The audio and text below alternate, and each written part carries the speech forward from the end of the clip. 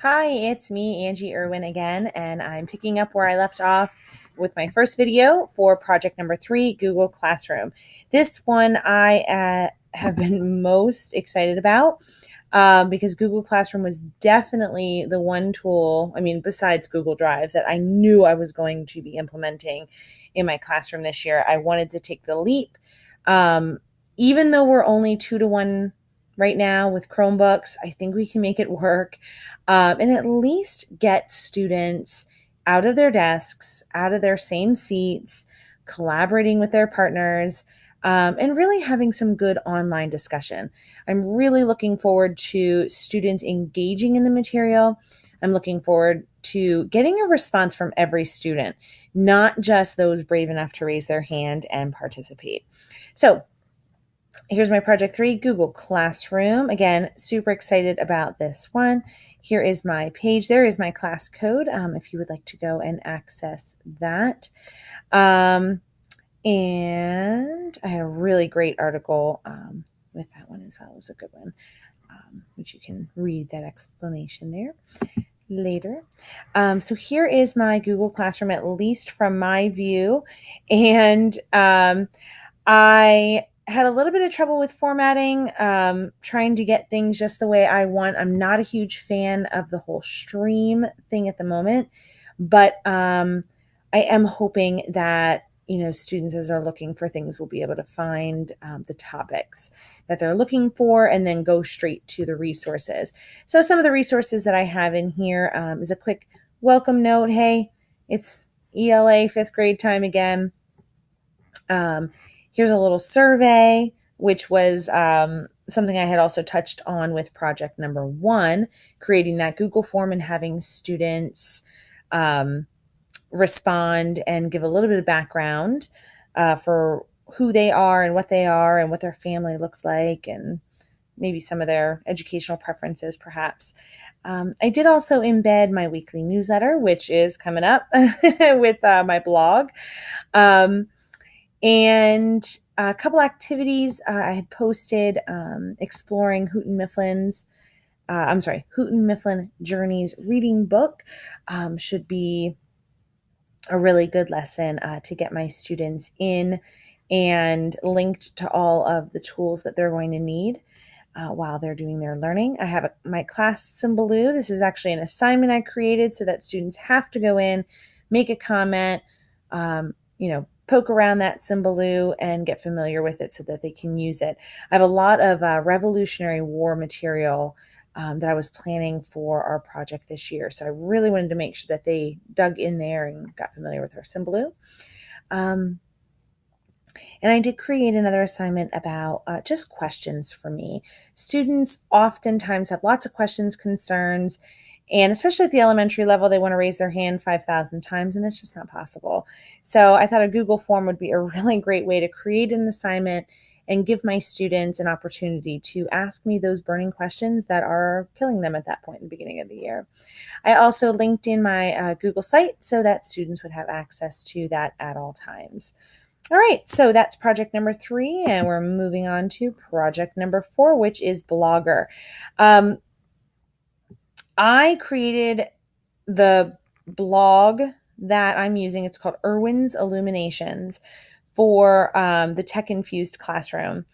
And I thought, I really loved my design. I didn't want to waste it. And when I created it for that class, I thought, I just loved it. And I loved the design that I had come up with.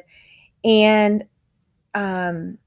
the articles that I had written as assignments for the other class were actually really great posts that I thought, you know what, I don't want to waste those. I would love for kids to get on there and read, and even for their parents to get on and read and see, just some of the philosophies that I have about personalized learning, about customized learning, getting students engaged in communication and collaboration. And then I was very excited because this would bring me right to my introduction of blogging for my 5th grade students, which probably wouldn't come until later on in the year once we get established with some of our other tools. But so there's my adorable little family. And I just want to make sure I didn't miss anything else. Nope, that's about it. I do plan on getting my students involved with my blog first, and then throughout the year, helping them take the necessary steps to create their own blog. I know I'm going to have students that are finished their assignments early and are looking for something to do.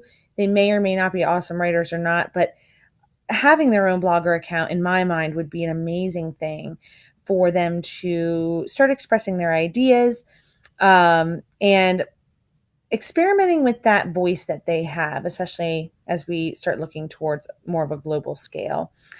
All right, last but not least is my Google Plus. If I'm brutally honest, I liked this one the least.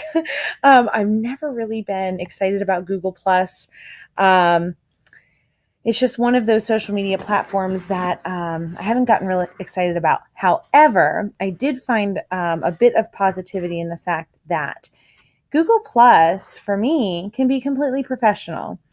I don't have anything personal, nothing with my family, nothing set up that, people can creep out on my, Google Plus page. If I created a Google Plus classroom page, I could have families go and get our updates there rather than, getting on my Facebook and Facebook stalking me, unfortunately.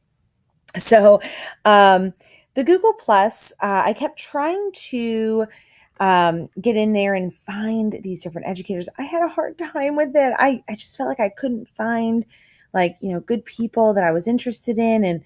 And a lot of people don't use Google Plus. Like I felt like that community there is a little lacking. But I did get in there and follow a good bit of people. I haven't figured out how to unfollow certain things like Good Housekeeping. I've been trying to mute them, but it doesn't seem to really be working because they keep popping up even though I mute it. So I have to figure that out, like this guy here. Don't really want to see his stuff. But I will say that once I finally got into the communities, I started to find some of my favorite authors and bloggers, like Ditch That Textbook. I was able to come across, she's not on here at the moment, but her name is Casey. And Casey Bell, there you go. And she does the Shake Up Learning. I love her blog. I love reading some of the things that she comes out with for tech integration. I think it's awesome. And her site has been very helpful. So I was able to get some professional folks in there, having the Google educator, the GEC community, Google Educator Community, I believe it's called. I was able to follow some people like Michael Fricano, Don DeQuevedo, Matt Murray, and some of those people who might be able to help answer some questions other than just colleagues who have blank pages. So I've been working with the Google Plus. I'm not 100% sure how it will work for 5th grade students because they should be about 13 until they get one of those sites. So I want to keep my students safe, and I did put it out there on my page, asking, and I put it in one of the communities, saying, hey, what do you know about, 5th graders on there? And I know David Andrade here said, they're too young, you wouldn't be able to use it for them. So I'll have to really take a closer look at that and find some better information, see if these people are actually right or not. But that brings me to the end of my second portion.